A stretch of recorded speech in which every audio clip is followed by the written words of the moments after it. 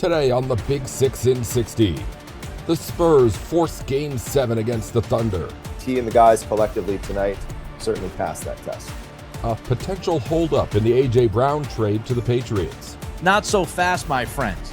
And the Knicks lose Mitchell Robinson to a broken finger before the finals. How the Knicks could potentially survive without him, whether or not there is any hope for a return. This is the Big 6 in 60, the 6 biggest national sports stories from our local experts at the Locked On Podcast Network. We bring you the real story, why it matters, what's next, who wins the big game, and more, all in 60 minutes. The Big 6 in 60 starts now. Thank you for making the Big 6 in 60 your first listen of the day. Part of the Locked On Podcast Network, your team every day.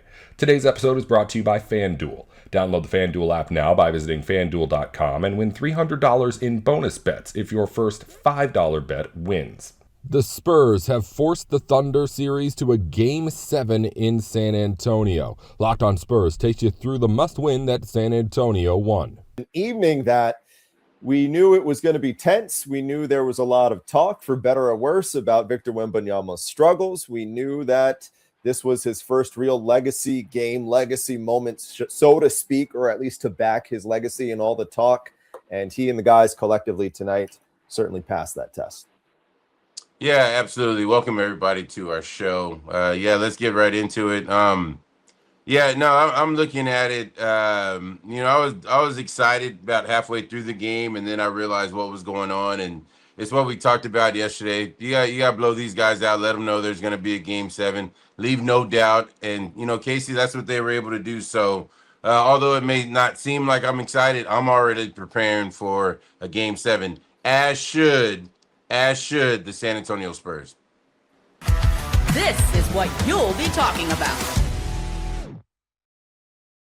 All right, so what was been kind of interesting is that in most of these games, at least, we'll say most of them, it felt like in the first quarter, the Spurs have been in a spot where they've felt pretty much in a position of power, at least early control, right? None of them, it's never really felt like it's slipped away, things like that. And tonight, it was right from the jump. They opened up the game on a 9-2 run. They got the energy going, the energy, the effort, the activity in the building. You could tell it was a thing. You could tell it was prevalent. Victor had 11 points in the first quarter. But honestly, even though he, of course, gets the accolade with the high mark there, collectively, that probably does not happen if it's not for all those other things. The effort on the defensive end collectively by the team, and the fact, above all else, in that first quarter, they hit 8 of their 14 threes. They go up by 13 at the end of the first quarter of play. Second quarter, OKC gets within 5. And you're wondering a little bit, you're saying, okay, all right, let's reel it back, because we've read this book before. Spurs go up big early in the first quarter, and then come the second quarter, things spiral outward, looking at you, Game 3. Didn't necessarily happen, because the closest that OKC would be able to get to was 5. They get it back, San Antonio does, to a 60-53 advantage at the break. Wemby had 22 at that point. Dylan Harper, the leg's feeling good. I don't know what they gave him beforehand, but fantastic tonight. 12 points in the first half. And then the third quarter happens. And let us not forget, we are just a couple days removed from the best defensive showing that the Thunder have seen in essentially 4.5 years. It was the fewest points that they had been held to. They had 82 points in that Game 4.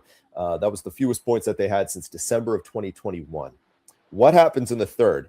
Well, how about a 20-0 run, which is spearheaded by a 7+ minute effort to keep the Thunder scoreless? 7+ minutes they go without putting a point on the board, and what's an 8-point game ultimately turns into a 28-point advantage, and that, for all intents and purposes, put the basketball game away. Vic finishes with 28 points, 10 rebounds, 10 of 21 from the field.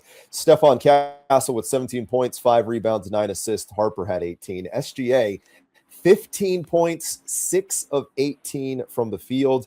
Did not hit a 3. OKC as a whole, only 37% for the field, 10 of their 43, so that's 25%. Spurs go +9 on the glass. Wire-to-wire victory. They needed something. They needed a statement tonight, and they did every bit of that and a little bit more in this win. Yeah, absolutely. So San Antonio came off, obviously got off to a good start. You need to do that in a Game 6 at home. Wemby was great all night. just doing what he needed to do. The outside shot was going, which led him to have confidence in everything else. From there, him and Castle just, Castle's going to play. And it's like we talked about before, Case. We're going to have to deal with some of the turnovers that he makes. But for the most part, we know, when you start talking about the toughness of San Antonio moving forward in years to come, it's going to start with him, right? It's going to start with him. So he was great tonight. And then after that, it was just kind of, a group effort. But, that's what you need. You needed your role players to get a little bit of confidence going into this game 7. And I think for the most part, Mitch will be happy with that. The ball movement was great, Casey. It was going side to side. Guys were taking shots when they needed to. Guys were making shots. But the defense, you talked about the defense. The defense is where it all started. They bottled up SGA again, made it tough on him, made it tough on his team. And at the end of the day, they were able to get this big victory. And now we look forward to Saturday. It's one of those things where if you just kind of get the I don't want to say the small things going, but because nothing in this point is it in the Western Conference Finals is easy.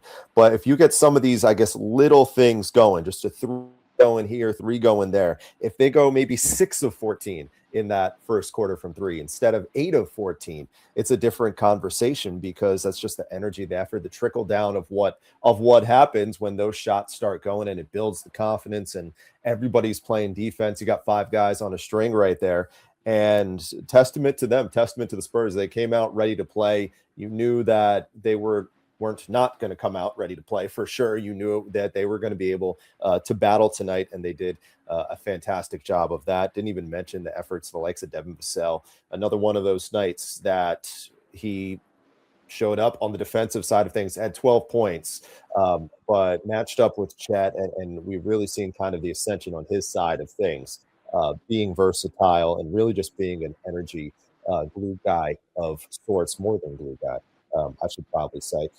What I've found is interesting is that, with the exception, and this is where I want to pick your brain a little bit, because game 1, of course, all timer. Game 2 was competitive until we got inside the last 3 minutes or so before it went out of reach. But for the most part, that was largely competitive. Every game since 3, 4, 5, and 6, just blowout. Yeah. Really not competitive in the second half. I can't remember the last time I've seen a series where you've seen these adjustments not only happen, but it's like dramatic and stark, just completely night and day over this 48-hour span. I know it's kind of a broad question I'm about to ask, but how does something like that happen for consecutive games? Because each game tells you a story, whether it's 1-1, whoever it is that's going home, for that game 3, hey, you got to send a statement to the other team. All right, let them know we're back home now. We can very much go back to your place 3-1 if you don't look out, right? So if you go, game by game by game, that's what happens. They just all tell you a different story. One game means more to the other. And I know that, I probably shouldn't say that out loud, but I've been in the locker room, so I know. You're not Yeah, wrong. Yeah, but each game means more than the other one. Right. So, they just tell you different storylines, Casey. That's the best thing I can do, tell you as far as that. All right, let's revisit that third quarter, because it goes without saying, generally speaking, a 20-point or a 20-0 run holding the team without 7 points, that's going to be the turning point of the game 99 times out of 100. Time to reveal where the game was won or lost. It's the turning point. Maybe this kind of goes back to what I was just saying about the stark contrast between each of these 2 games that we've seen, or I guess over the past 4, just being so dramatic. First half, they did play well, but Oklahoma City, like I said, they did make their push. They got back within 5. But then when you see the Spurs turn it up to 11 there in that third quarter, and it's not just a matter of a run where they go plus 20 and it's like like a 32-12 type deal. You know what I'm saying?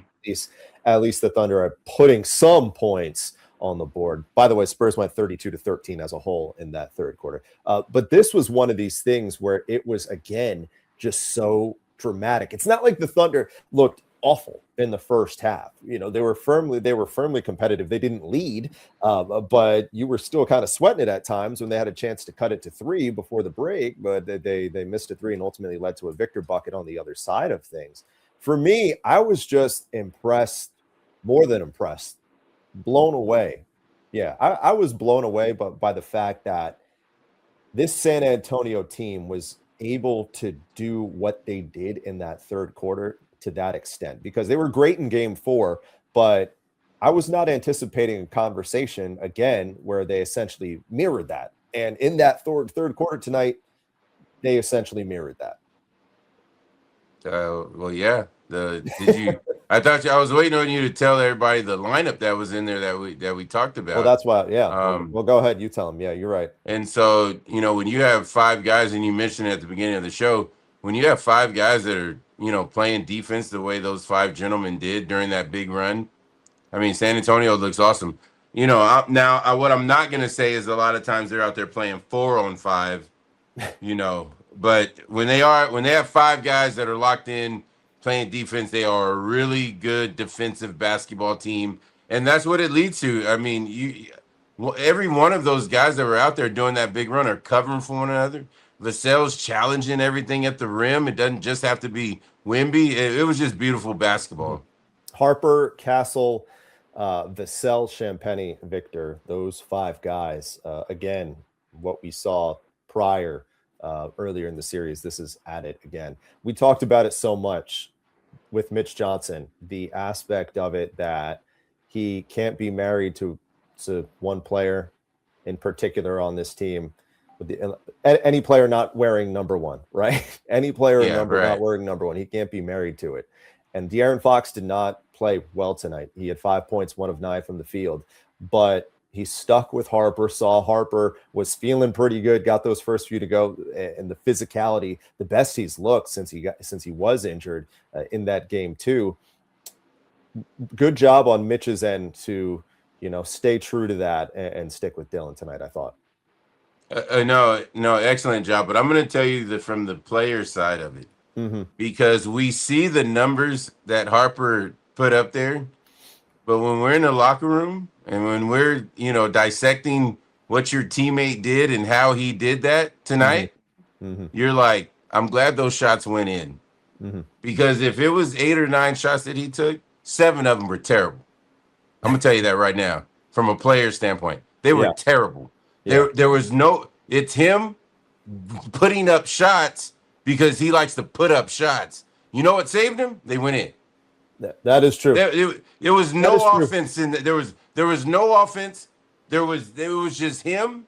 You know what? And the reason why I give him a lot of credit is he saw that Fox was playing however Fox was playing tonight. Right. And so you actually needed Harper to do that, and to have those guts to do that in that game 6, that's where you give him a lot of credit. No, for sure. For sure. Victor bouncing back, obviously, was the conversation in many of respects.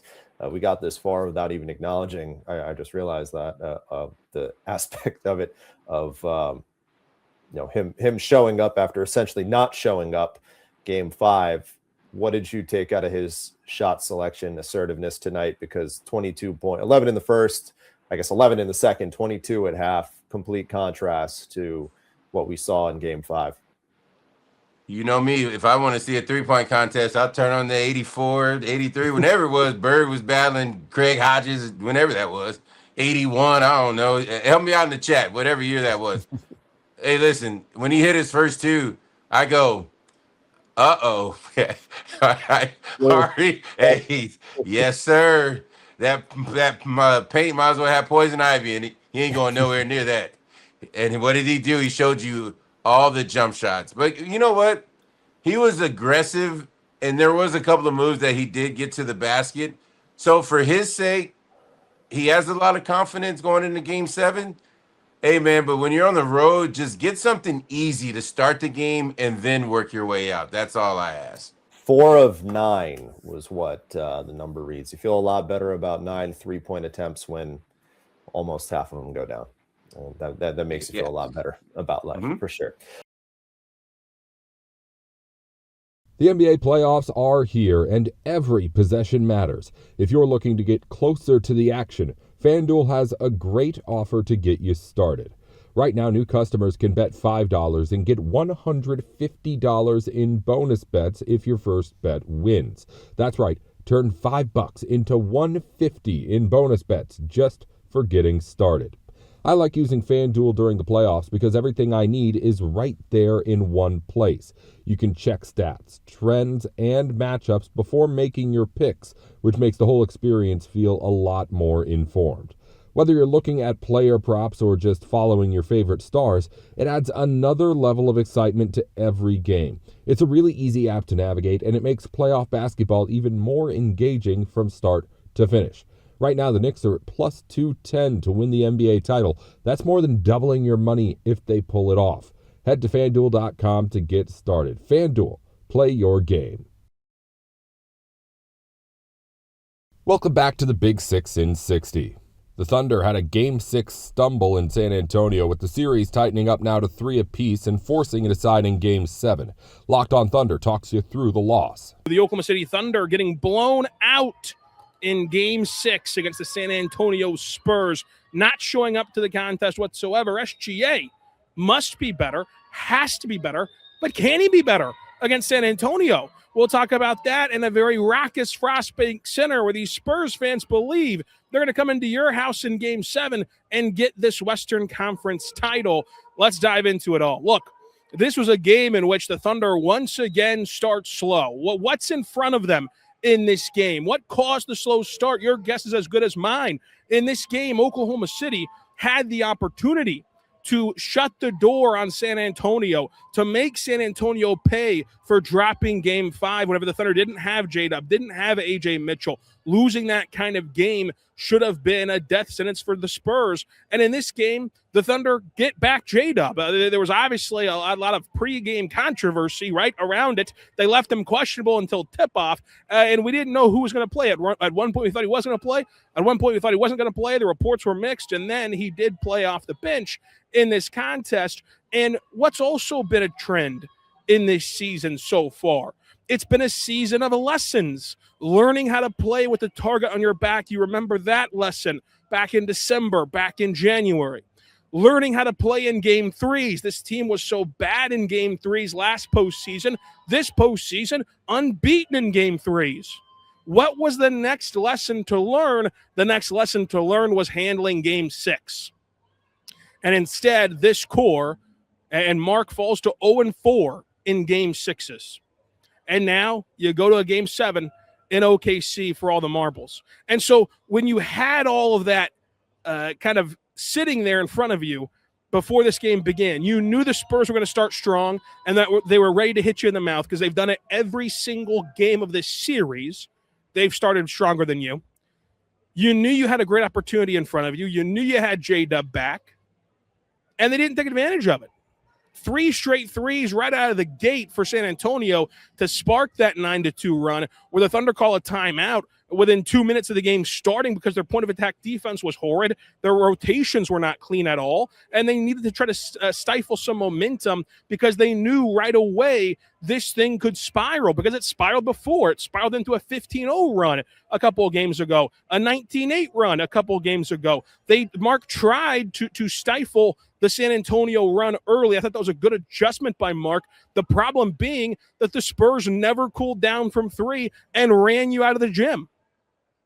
So you had a combination of San Antonio's three-point shooting mixed with the fact that Wemby looked energized to start this one. I mean, he had a dud of a game in Game 5, so much so that he tucked his tail and ran and did not do post-game media. And he came out today ready to make a statement, and that he did. And there were some possessions where, even for as bad as the Thunder defense was at large, but there were possessions where Ihart, there's nothing else he could do, right? He isolates Ihart, dances to the mid-range. Ihart somehow stays in front, contests the shot the best you can, contest a shot from a 9-footer, and Wemby still knocks it in. The step-back 3 from a step behind the line, like whenever Wemby's hitting that shot, there's nothing you can really do. And that opened up the floor for Wemby. Then you saw Ihart over-pursue a 3 on a pump fake, and Wemby drives to the rim with only SGA standing there. And that's another kind of sort of mental mistake, I guess you could say, from Oklahoma City, leaping at a Wemby 3-point shot attempt, shot fake. Look, yes, you want to contest every Wemby shot. You're never going to block a Wemby 3. Leaving your feet to contest the shot, I think, was probably a mistake. But obviously, we talked about how Wemby set that up, hitting a couple threes early, including that step back. You thought he was going to let one fly again, and it just shows all the different ways in which San Antonio attacked OKC today. Wemby was just incredible in this game. He played like a superstar. He played like an absolute superstar in this contest. And so when you mix the fact that you had Wemby scoring more in the first half than he did all of last game, and he gets you 28 points in 28 minutes, scoring a point per minute, while going 4 for 9 from 3 and 10 rebounds, 2 assists, 2 steals, 3 blocks. You mix that with the fact that, yes, role players do play better at home, and you got a 15 3-point made night for San Antonio. And yeah, the Thunder had no shot to win this game. They just had none, because what happened on the other side? Your superstar did not show up. Your superstar gave you 15 points on 33% shooting. And this is a star-driven league. So you're not going to win a game this way. The Spurs got easy looks most of the night. OKC couldn't generate anything. Even with J-Dub back in the fold, the Thunder still start the second quarter with no J-Dub, no AJ, and no SGA on the court, because obviously AJ's out entirely. But, man, it's unclear what J-Dub's role was today. Was he a decoy? Was he really playing? Was he on a minute restriction? But that's a scenario where you've got to find ways, whenever you have J-Dub available and Shea available, and you have 2 of the 3 available, you've got to find ways to massage whatever minute restrictions there are to ensure that you avoid those kind of scenarios. So they didn't learn the lessons from last year's Game 6.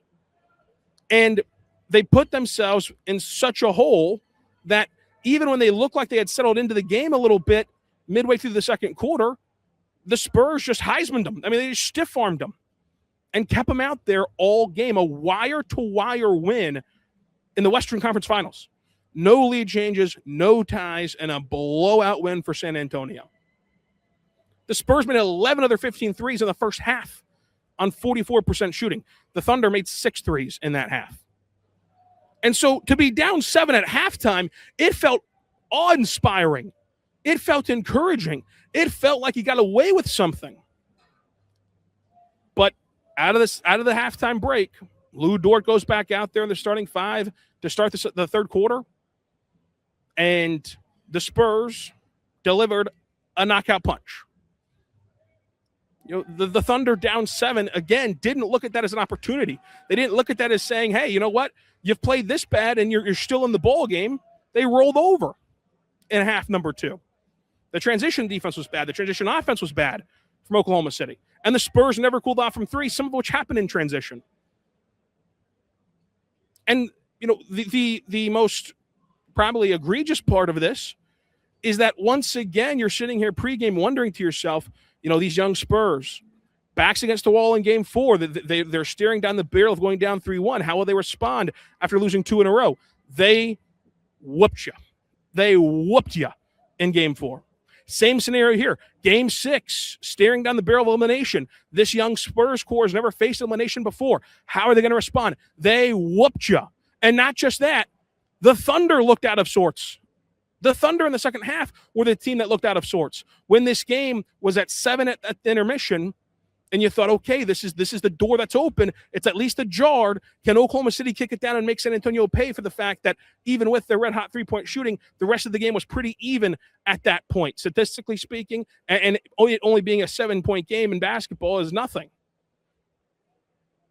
But instead, it was OKC who came out with horrific offensive processing, could not generate an open shot. They started to do things that were so uncharacteristic. Like, for example, Shea, off of a made shot, he gets the ball and starts to bring it up and then just tries to hurl it ahead to Alex Caruso, who has no advantage, who has defenders blanketing him, and the deflection goes out of bounds, and it just mucks up a possession. Like, the Thunder were the team making those silly decisions and silly mistakes.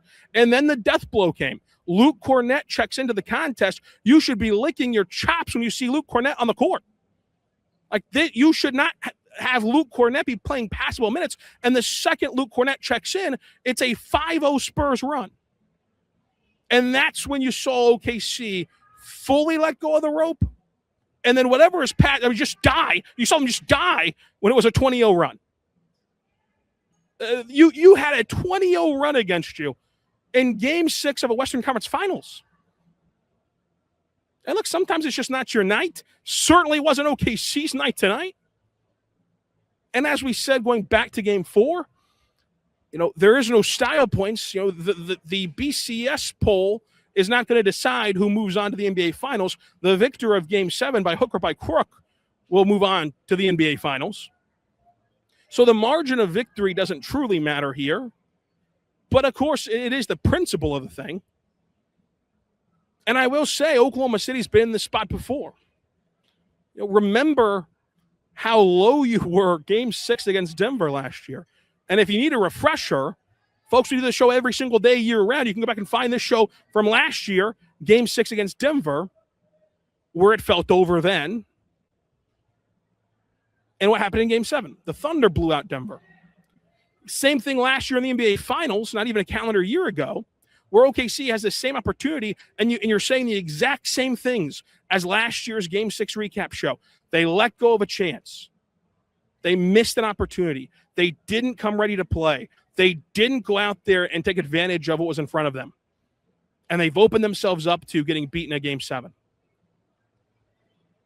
It's the exact same feeling. It's deja vu all over again. And we'll see if OKC fully makes it deja vu or if this is the time where it bites them. Because you didn't give yourself a chance to win tonight. You just didn't. And there's no ifs, ands, or buts about it. So, again, I predicted Thunder in 7 pre-series, and this was the exact route. You split, you win 5, you lose 6, and then you win 7. It's the exact route. The exact route is still on the table. There's no point in changing that. You got to burn the boats right now. There is time for commiseration the entire summer if they lose on Saturday. We do the show every single day. So there's no point to sit here and tuck your tail between your legs like you're Wemby after Game 5. You got to go put on more steam, go burn the boats, go into battle, go get ready for Game 7. But there's no mistake. Game 6 was a missed opportunity. There's no mistake. Game 6 was a really, really bad showing from Oklahoma City. A.J. Brown trade buzz is still tied to timing and the Eagles' cap picture after June 1st. Nick Cattles with Locked On Patriots explains. The latest on A.J. Brown, the Eagles, and the Patriots. For months, it feels like it's been years. A.J. Brown to the Patriots on June 1st, past 4 o'clock, or June 2nd, has felt like a fait accompli. All of a sudden, Lee Corso steps into the room and says, "Not so fast, my friends." Greg Bedard on the podcast that we do together late last week said, quote, "I have heard a couple of different things on the timing. I have heard from somebody that they think that the NFL would prefer if the Patriots waited a couple of weeks," unquote. Ian Rappaport on Wednesday night, NFL Network, quote, "I just don't know that it's going to be snap your fingers and a deal gets done. The two sides are where they have been. The Eagles wanting a first-round pick in 2027, and the Patriots, the most likely destination, not being willing to give up a first-round pick as of right now. That means they're not particularly close, and yeah, there's a chance that this could drag on for the foreseeable future," unquote. If these trade talks drag on for another week or two, I might go clinically insane. I might officially lose my mind. Forget about moving furniture. I might move out of the country.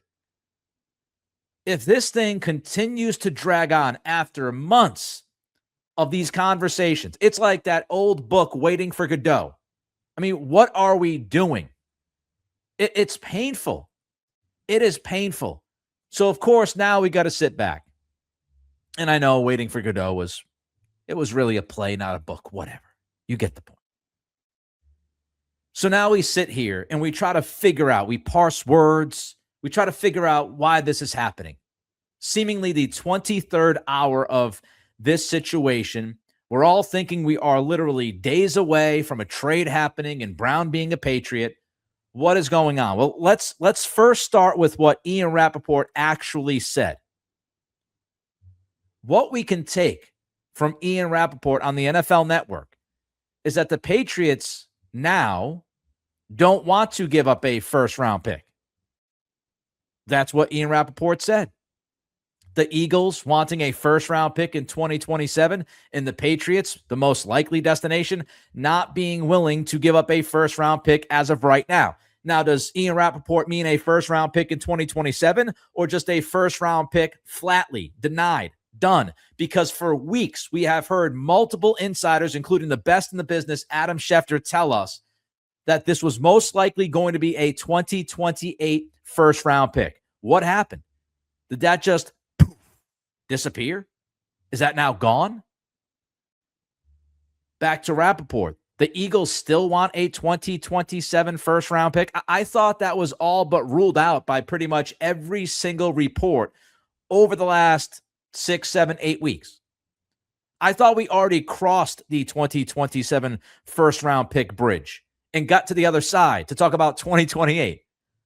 But now I am being told that the Eagles are still trying to hold firm on this 2027 first-round pick. We're circling back to that now. That is, again, part of this conversation. Really? Rappaport himself admits the Patriots are still the most likely destination. There is still not a single mention of another team with any substance to it. The Jacksonville Jaguars report, give me a break. The Kansas City Chiefs, that's Albert Breer saying, I would circle back, but I don't think Kansas City is going to circle back. We know the Rams already had their conversations. They got at least somewhat far down the road with the Eagles. They backed out. They want to keep Devontae Adams. They're concerned about the knee of A.J. Brown. There is not a single mention of another team. It has been dead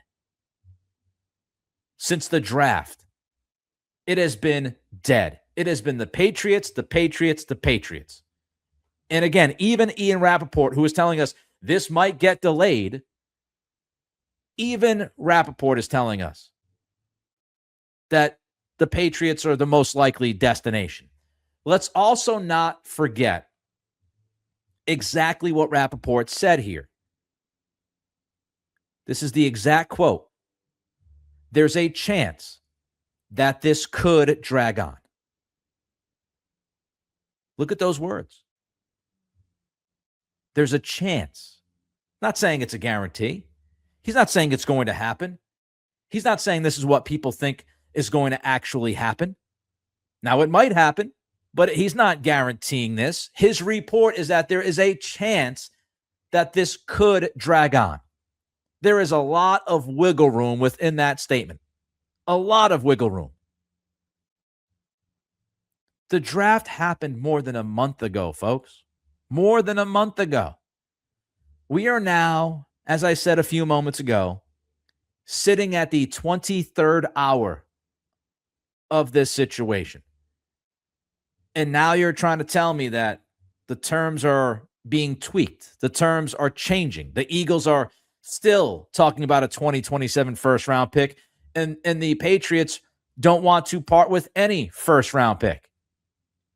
And I have a simple question. I'm raising my hand up in the back of the room. Professor Rappaport, where was this reporting over the last month when everyone was saying June 1st for a 2028 first-round pick? Where has this reporting been for the past month or so? Nothing has changed for the past 5 or 6 weeks. And then all of a sudden, right before the final weekend, we get this. We get this reporting. Not quite done just yet. This thing has a chance. It could drag on. So what in the world is going on? What in the world is going on? Welcome back to the Big Six in 60. Mitchell Robinson is dealing with a broken right pinky as the Knicks prepare for the NBA Finals.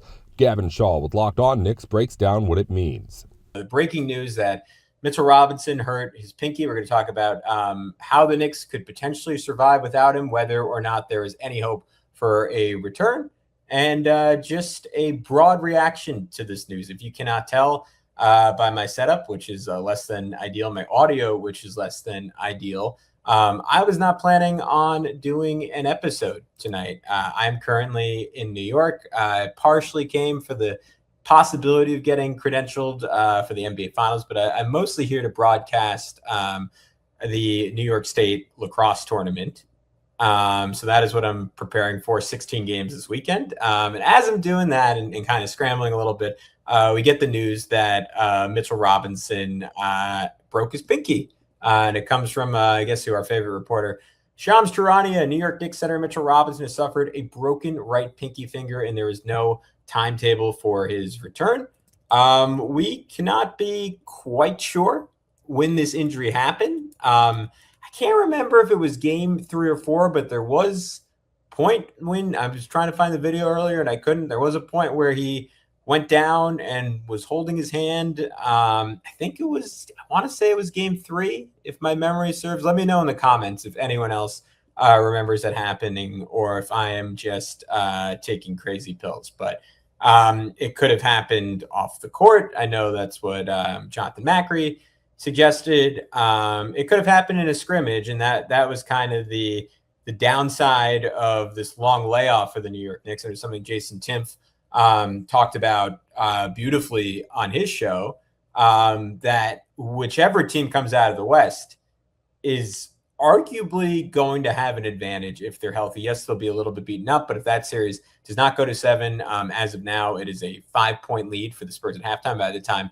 the vast majority of you listen to this, will know you'll know who won that game, and it might be the Thunder or it might be heading to a game 7. The big advantage either of those teams have is that they are going to come in extremely sharp. And the New York Knicks, we saw game 1 against the Cavs, right? They came out and they were really rusty. So what are your options in that type of situation? Well, you can scrimmage hard, or you can just prioritize your health. You could wrap everyone in styrofoam and what's the poppy stuff? I can't think of words right now.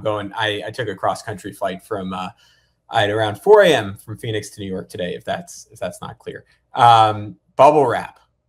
You can put everyone in bubble wrap and just try to stay healthy, or you can scrimmage. And it's plausible that the Knicks scrimmage and Mitch broke his finger in a scrimmage. And that could have happened to any of these guys, right? It was a risk. Like the Knicks, I've been saying it for 2 years running on this show. They have had extraordinarily good health luck relative to the injury history of their players, right? They had a perfect plan with Mitchell Robinson this year. OG Anunoby, everyone knock on wood, had the hamstring, but it ended up being relatively minor just because of the timing. Only missed two games with that.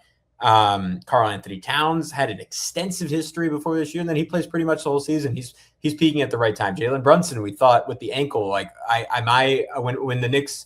When in my mind, when the Knicks lost in the playoffs this year, the story was going to be, yeah, Jalen was just never 100% after midseason. He looks 100%, right? He looks totally like himself. Turns out it was just great Dyson Daniels defense early in that Hawks series. Who knew? Point being, this team that has a lot of injury risks on it has outperformed the odds. I'm going to say outperformed the injury reaper in staying extremely healthy. And you get out of that series, and everything's clean and everything's good. And then you get this news that Mitchell Robinson is out indefinitely. And that phrasing is very, very concerning, right? Because there is a relatively minor injury or minor version of a broken finger, and there is an extreme version of a broken finger. So I'm gonna just read out from some of the experts' tweets that you probably no doubt heard on live streams already tonight, but I'll be the fourth podcaster to tell them to you. Jeff Stotts at In Street Clothes. Mitchell Robinson injury update. Time lost for pinky fractures is dependent on treatment needed. Average time lost for non-operative pinky fractures is 3.5 games or 9 days. If surgery is needed, the average time lost jumps to 15.5 games or 34 days. So obviously in the former scenario, Mitch, assuming this injury happened against the Cavs or it happened yesterday, Mitch could potentially be ready for game 1 with like a wrap instead of a splint. And if it's just, I'm not sure if this is the correct medical term, but like a displaced body in his finger, right? Like it's just a small fragment of bone. I presume, I'm not a doctor again. I have a lot of friends who are doctors. Maybe I should ask one of them to come on. I would presume you'd be able to just wrap it and he would be able to play through it. Obviously, he is not someone who's hyper reliant on his shooting. But if it's a more severe version of the injury, even in a world where you're like, okay, Mitchell Robinson, just tough it out, right? Like be a man, push through this. It's the NBA Finals, like no excuses. Like if he's a cast or a big wrap on his hand, or if his pinky is just totally dysfunctional, which is plausible if it's broken, he's not going to be able to grip the basketball, and he's not going to be able to rebound the way he normally does. He's not going to be able to catch and dunk without severe pain. Basically, he's not in the world where it is a more severe fracture. Like he's out for this series. And if he's out for this series, I do not want to be over dramatic and say that the Knicks have no chance, because I don't believe that. But I do think Mitch is at times the X factor on this team. And one of this team's greatest strengths is that on an off night for Jalen Brunson or on an off night for Karl Anthony Towns, they have so many different pivots, right? And that's where they've been so dominant, is like those pivots that you're normally saying like, all right, they may or may not succeed.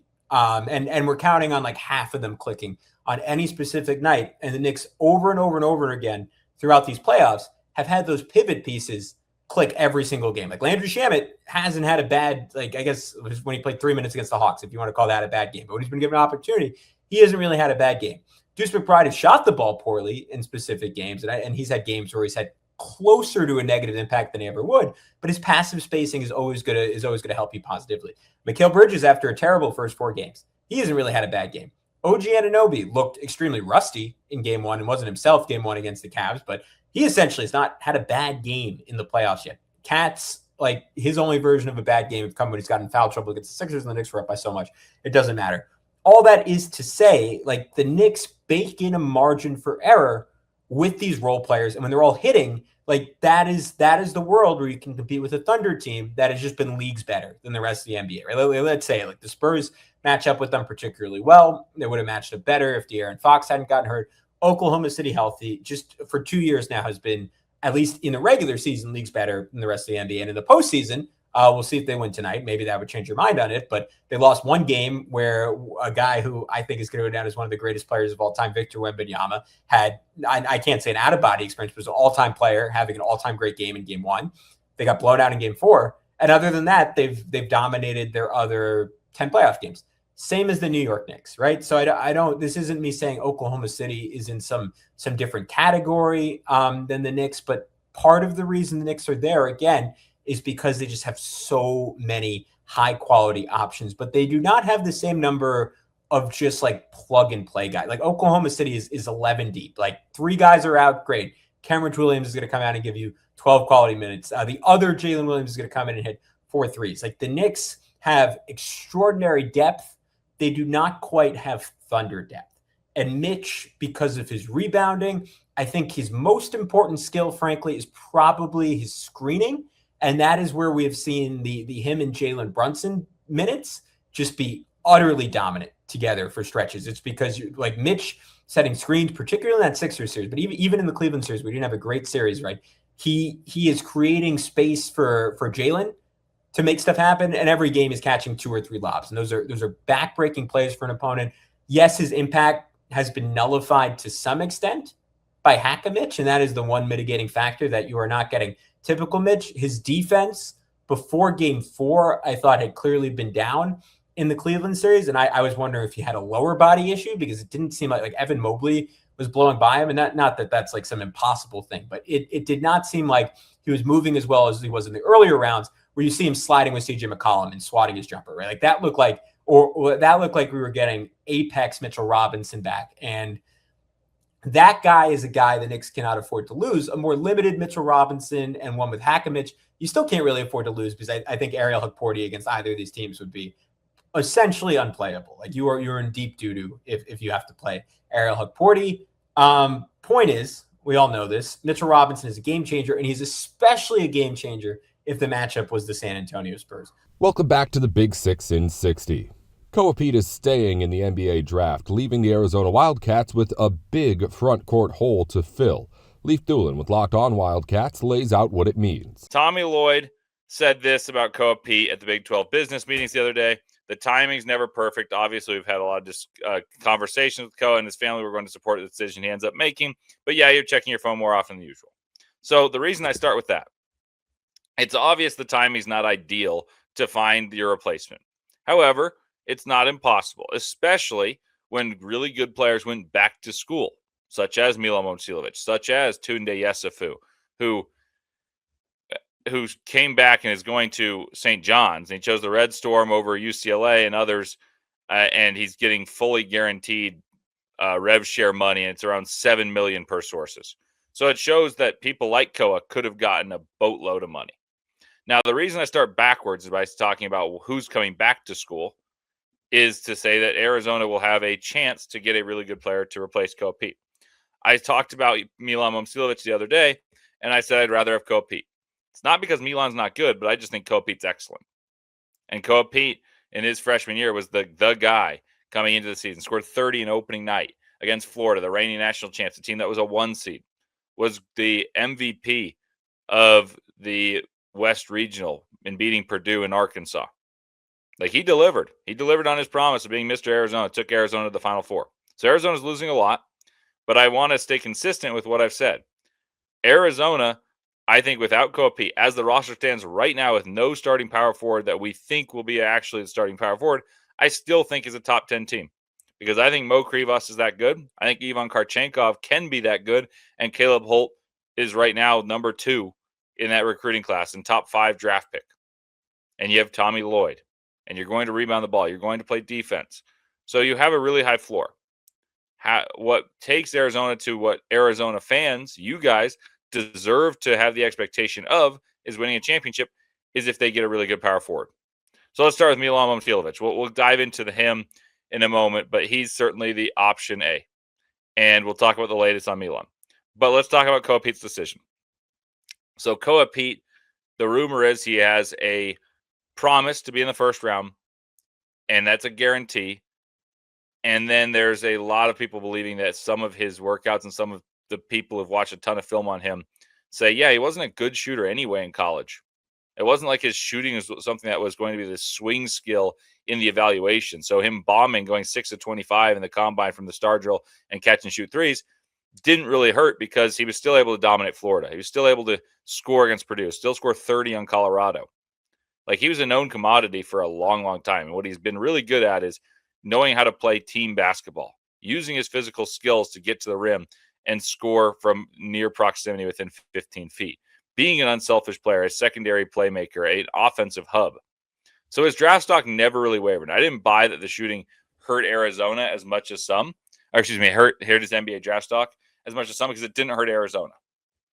But what does hurt Arizona is losing him now and how long it took. And so some of you guys said this all along. That's fair. And as I maintained all along, Arizona will get their pick of the litter still. And I still believe they will. Now, the other thing about Koa is if he'd come back to Arizona, he probably would have made more money. Because without being a lottery pick, you're not making more than you make at Arizona. And especially because next year's class is lesser. But he didn't want to risk injury and jeopardize his stock if he knows he's going to be a first-round pick. So that's his side of the coin. The reason there was belief to be had was he shot poorly and a lot of evaluations came back negatively. 7 of 10 executives said he should go back to school.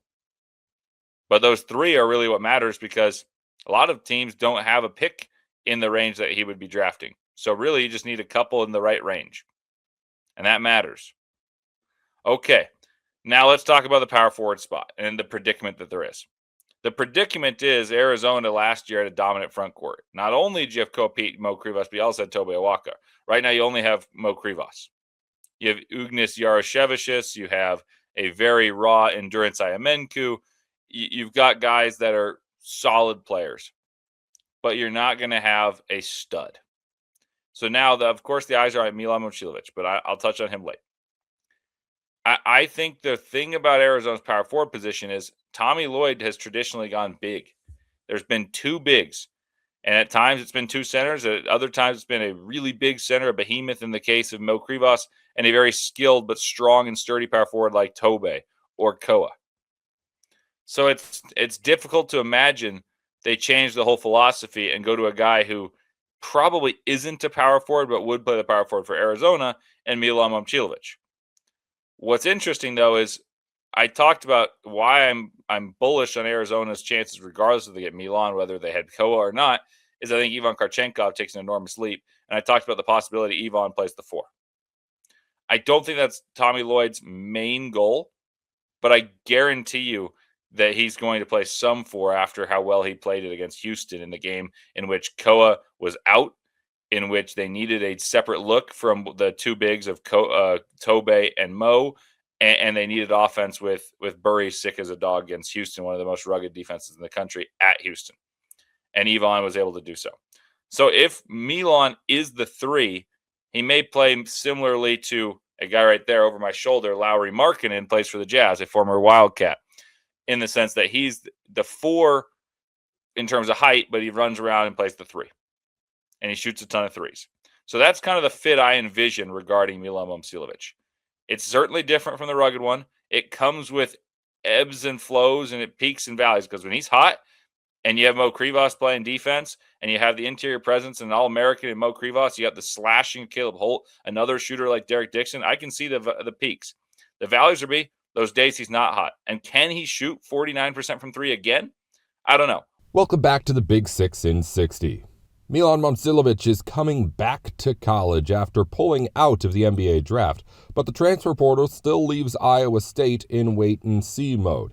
Nick Maravitz with Locked On Cyclones sorts through his decision. Milan Momcilovic has announced he will not be going into the NBA next season, and he will be returning to college for another year. Now the question isn't NBA or college. We've narrowed it down to where in college will Milan play. And while it does seem unlikely, Iowa State is still on the table. So we're going to talk about everything around this entire situation. We're going to talk about Milan. Should he come to Iowa State? Should he not? How would that impact basketball? What about team building, roster construction? How does this work with NIL? Should Milan even want to come to Iowa State? How bad should Iowa State pursue him? How does this impact fan legacy? Right? There's a lot that goes into Milan's decision. And of course, we have to talk about it here at Locked On Cyclones, part of Locked On Podcast Network, your team every day.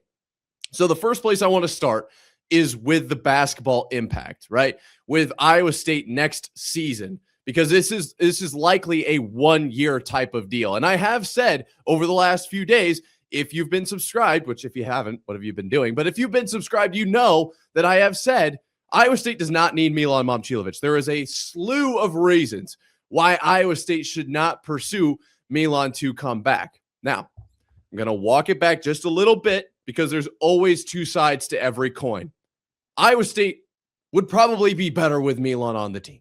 Okay, let's just call it how it is. He's the best shooter in college basketball. I mean, you got shooters, and then you got guys who pull the entire defense. Milan is the second, right? He is incredible. So to say that Iowa State shouldn't pursue him in any way, shape, or form is probably a little bit wrong, just to put it quite simply. Okay. Now, like I did say over the last few days, there are a lot of downsides. I think it does become the Milan show, but we'll come to that point in just a second. I don't really want it to be that, but there are upsides to that. Adding Milan to the roster, plain and simple, would put Iowa State in a much better position shooting. I laid out over the last few days where I think the shooting could come from if you don't have a Milan, right? I think Bateman can shoot really well. I would say Jaquan Johnson probably could be that guy. Maybe Trey Singleton. You got a Christian Wiggins who could do that. Like maybe Torrey even finds his shot. We have guys that can shoot, but none of them are quite as proven other than maybe Bateman. All right. Jamari Bateman is incredible. I am not taking anything away from Bateman, but even Bateman wasn't quite up to Milan's caliber last season. He had games where he was better, for sure. I'm not saying that Milan is some guy who's going to come in and shoot 89% from beyond the arc. He's not literally superhuman, but he is pretty close.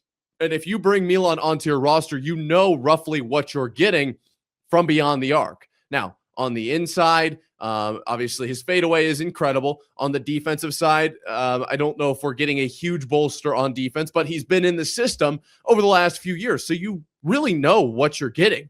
This isn't like Locked On. I know St. John's is kind of out of the race, but let's say this isn't Locked On Wildcats, right? Arizona allegedly in this race right now. They're not having to consider, well, would he fit in our system? Iowa State doesn't have to do that. They know over the last few years what Milan has been capable of doing and the steps he's taken over the last few years. So I have the question written down. How much better does Iowa State get if Milan returns? I think that's really the crux of the issue here. It's not, is Iowa State better? It's how much better do they get? And I would argue it's definitely at least a game in the NCAA tournament. That was the argument I made last time that I brought this up. I believe I said they were maybe the difference between a Sweet 16 and an Elite 8 team. And I do think that that is the case. I also think there's something to be said about a little bit of depth over the course of the season. Those 18, who knows if it goes to 20, whatever, but 18 conference games, they get long, they get grueling, right? It is a long season. And then, of course, you've got your non-conference ahead of that. So from an actual basketball standpoint, I think Iowa State does benefit from Milan being on the floor. I don't know if it moves the needle a ton defensively. We all remember the block to start the Arizona game, right? That was incredible.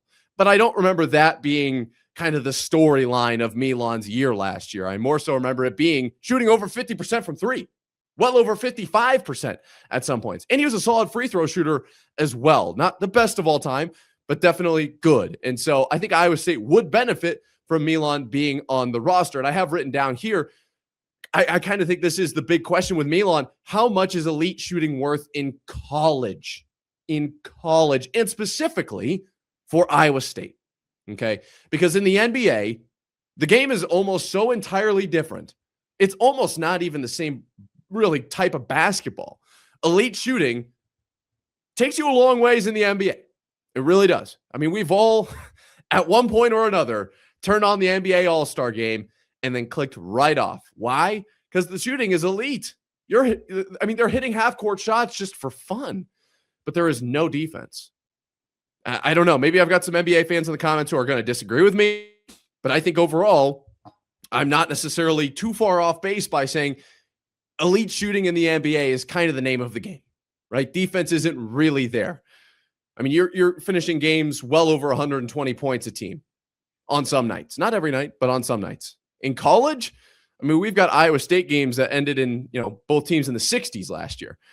I don't remember the exact score of the Baylor game off the top of my head, but I believe the halftime score of that game, the first time they met, was like 20-21. That's like maybe a quarter in the NBA. So I don't know if it makes as big of an impact at the college level. And that's really where we're going to get into like the NIL conversation. What's the ROI for a guy like this? I think if you have a guy at the NBA level that can just knock down shots night in, night out, no matter what, from anywhere, he can make a shot, he can get a catch and shoot shot, like whatever it is, you pay a lot of money for that kind of guy because that's what the NBA is. At the college level, I don't know if the price tag that Milan is worth is really going to, does it make that big of an impact? I think Iowa State's better. I do. Like I just said, Sweet 16 to an Elite 8. But I do think you can't just only look at the positives. You kind of also have to weigh how much is he really going to move the needle? How much are we going to pay for this guy? There's a lot that goes into this. And the last point that I have here, as far as actual basketball impact, Iowa State kind of needs to pursue Milan so they don't have to play him. It's just plain and simple as that. If he goes to an Arizona, the battles would be crazy. I understand that. It would certainly make for really good television. It would hurt my heart a little bit. It really would. And we're going to revisit the kind of the idea that Milan would play for another team here in just a minute. But if Iowa State plays against him, I'm not saying that they wouldn't win. I don't think Milan single-handedly takes the team, like I've kind of just been saying, from like a Sweet 16 or around a 32 team to a national title contender. I just don't think that's the case. It's not like Iowa State can't handle a Milan on the other side of the court, but I think they'd probably rather not. If I'm being completely honest, look at how many games Iowa State won last season, right? Some teams took really good care of Iowa State. Some teams absolutely stepped up to the challenge and made it happen. And on some of those nights, Milan just didn't play well, just didn't shoot well. I'm not saying that Milan is just, the way we're kind of talking about him is that he's like literally unbeatable, because I think partially because of his personality. It's just so incredible. And it's a lot of fun. And we'll come back to that fan kind of side of things in just a minute. But he's good. He's good. Iowa State could probably handle it. I did want to throw in here, having to play against him would stink. And so if you can get him on your team, you don't have to really deal with that. You just don't. He's under your umbrella. You get to play him. You get to choose to sit him. You don't have to deal with him being in the game at the end of the game, hucking up, half-court threes and making them, or driving down the entire length of the floor, hitting a fadeaway one-leg three-point jumper right before halftime. Like, you don't have to deal with that. So there is some, I think, merit to getting him on your team, just so you don't have to play him in other on another team. That's all for today's Big Six in 60. If you follow basketball, football, or college sports, the Big 3 in 30 has a half hour on the biggest news in the NFL, the NBA, and on campus, going up every weekday just like this one. Just search the Big 3 in 30 NBA, the Big 3 in 30 NFL, or the Big 3 in 30 college, wherever you're listening or watching now. Thanks again for tuning in to the Big Six in 60.